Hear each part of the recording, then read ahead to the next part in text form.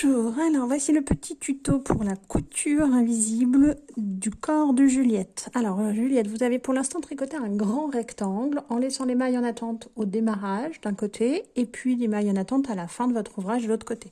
Donc vous vous retrouvez avec un câble d'un côté et un câble de l'autre côté. Donc on prend n'importe quel côté et on va mettre des aiguilles sur ce câble des deux côtés, de la taille inférieure, pas de la 6 comme sur on tricote, mais là c'est du 3,5 par exemple. Et je mets, donc vous voyez, toutes mes mailles sont sur le même câble, et je mets d'un bord à l'autre, face à moi, le sens du jersey, pardon, et je vais faire une couture invisible avec une aiguille à laine. On peut faire un rabattage à 3 aiguilles si on veut, c'est parfaitement possible. Ce n'est pas la technique que je vous montre ici, mais si vous voulez faire un rabattage à 3 aiguilles, vous pouvez parfaitement. Alors là, c'est une couture invisible avec une aiguille à laine. Pour ça, on va travailler sur 4 mailles à chaque fois. Donc les 2 premières mailles, on va les faire tomber. On travaille d'abord 2 mailles sur l'aiguille inférieure, puis ensuite 2 mailles sur l'aiguille supérieure. On procède comme ça. La première maille de l'aiguille inférieure, je la prends comme ceci. Je vous montre bien. Je la prends comme ceci. Je passe dans la maille comme ça. Donc là, c'est le démarrage. Donc mon fil, j'ai pris à peu près 1,50 m de fil. Je laisse derrière une vingtaine de centimètres. Voilà, cette maille-là, je peux la faire tomber. Hop. Ensuite, je prends la maille suivante dans le sens là.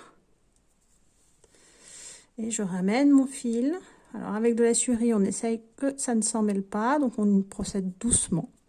Je ne fais pas tomber cette maille. Je vais maintenant sur l'aiguille supérieure. Je prends la maille dans le même sens. Comme ceci. Cette maille-là, je peux la faire tomber. Hop. Et ensuite, je vais prendre la maille suivante dans le sens de la première, comme ceci.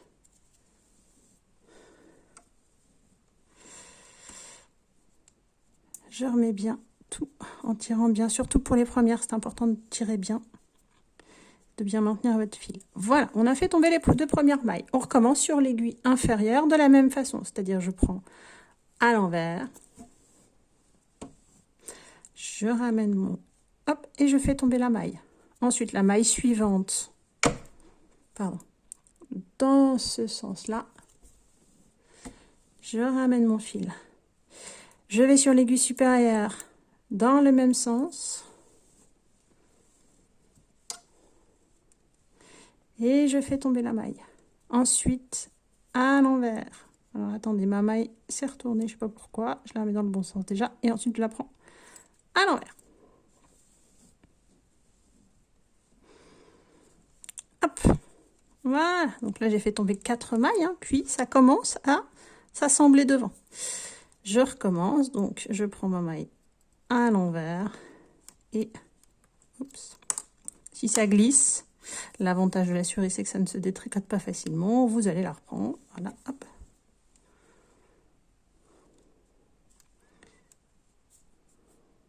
Et la maille suivante. Hop, ensuite je vais chercher celle du dessus, donc l'aiguille supérieure. Et je la fais tomber. Hop, et la maille suivante du haut. Hop. Et je continue à avancer. Donc vous voyez, ça va se relier. Alors ça, c'est normal, elles sont, je ne sais pas si vous voyez bien, elles sont contrariées, vos mailles ici et vos mailles là. Elles vont se rejoindre à peu près. Je ne sais pas si vous voyez bien, vous verrez mieux quand j'aurai avancé. On voit ici, hop, ça se rejoint. Je vais avancer, je vais vous montrer au fur et à mesure. Donc, vous voyez, j'ai un petit peu avancé et on commence un peu plus à voir que, en fait, on reforme une maille, ce qui fait qu'on rejoint vraiment très proprement. De l'autre côté, ça forme un très léger petit boudin, mais vraiment très léger. Et de ce côté-là, on voit presque pas la couture. Donc, en fait, on reforme une maille à chaque fois entre. Donc, je vous remontre. Et je vous montrerai aussi comment faire pour pas se perdre. Donc, quand la première, on la prend dans ce sens. Hop, on replace bien son fil et on fait tomber la première. Ensuite, la deuxième dans ce sens. On ne la fait pas tomber. On va sur l'aiguille du dessus. La première, même sens que la deuxième. Et celle-là, on la fait tomber. Et la deuxième, dans l'autre sens. Et on ne la fait pas tomber. Alors, pour se repérer, quand on a le fil qui est là, c'est qu'on a déjà fait celle-ci. Ça veut dire qu'on a fini un cycle de 4. Donc, on recommence un cycle de 4. Si vous êtes perdu, vous voyez votre fil là, c'est que vous devez recommencer un cycle de 4. Donc, le cycle de 4, hein, c'est la première en bas. Je la fais tomber. Si votre fil est là, c'est que vous avez fait tomber la première maille du cycle de 4. Donc, vous en êtes à la deuxième. Alors, si vous voyez, parfois les mailles sont contrariées, ça dépend de comment on les a récupérées. Vous les remettez à l'angle droit si vous voulez, mais c'est pas forcément... pardon, vous la prenez dans ce sens-là, celle-ci, et vous ne la faites pas tomber, puisque votre première maille était tombée. Maintenant, on va sur celle du haut. Donc, si vous avez votre fil qui est comme ça, sans l'aiguille, la maille tombée, le fil qui part bien dans ce sens-là, qui prend la maille, c'est que vous êtes à la deuxième. C'est que vous devez donc passer à l'aiguille supérieure pour la prendre dans ce sens-là. Pardon. Dans ce sens-là. Et la faire tomber. Si vous avez votre fil qui est ici, d'accord? Donc, il n'est pas... et vous voyez bien que c'est la maille du dessus qui est prise. Il a pris la maille du dessus. Donc, vous avez fait tomber la première maille du dessus. Vous en êtes donc à la deuxième maille du dessus. Alors, elle est contrariée. Je la remets. Hop. Et dans le sens là. Oups. Alors, je l'ai fait tomber. Il ne faut pas. Hein. Donc, je la reprends. Hop. Et je serre. Et voilà, j'ai fini un cycle de 4. Donc, je recommence un cycle de 4. Je la fais tomber.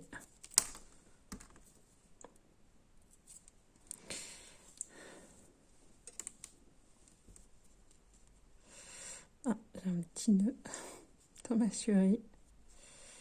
Hop. Où il est le coquin?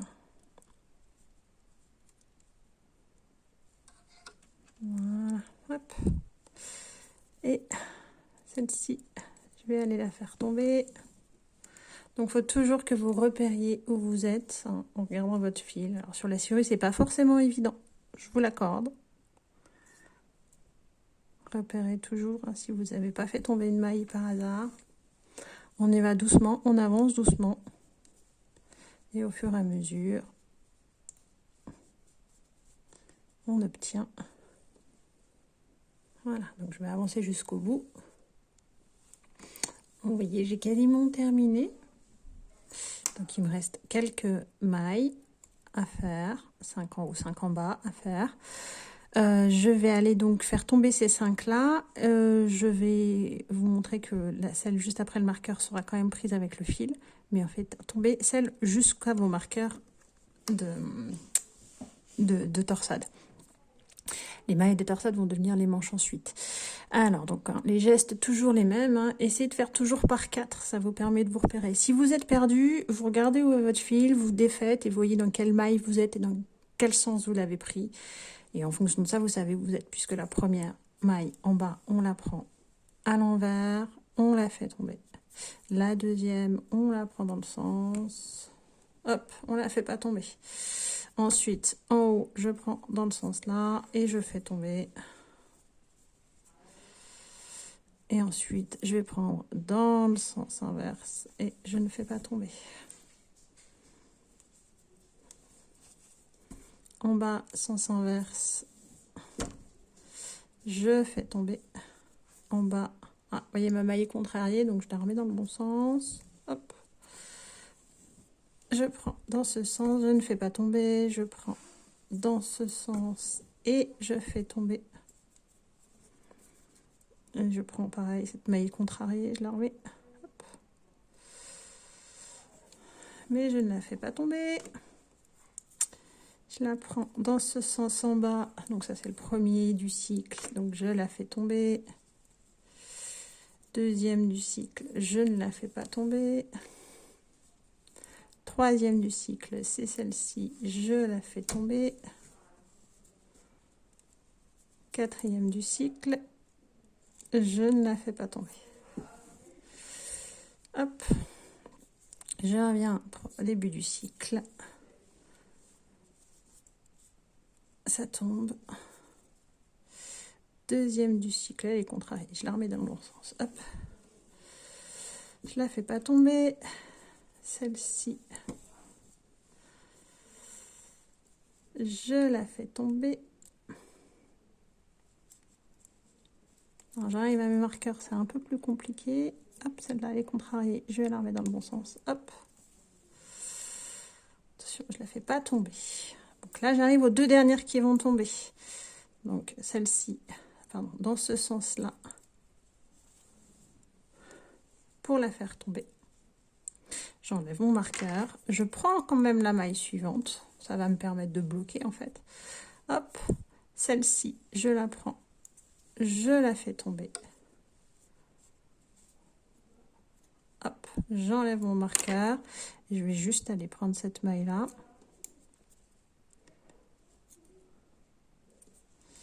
Et voilà. Et là, j'ai fait tomber toutes les mailles qu'il fallait. Donc celle-ci, je vais bien les laisser. Voici ma future manche. Et donc là, j'ai toute ma couture. Elle est très légèrement visible, mais ça fait quand même un effet de tricotage. Voilà, le rendu final,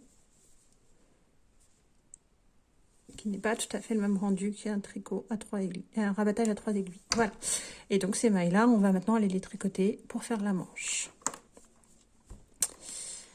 Ben voilà. Au revoir.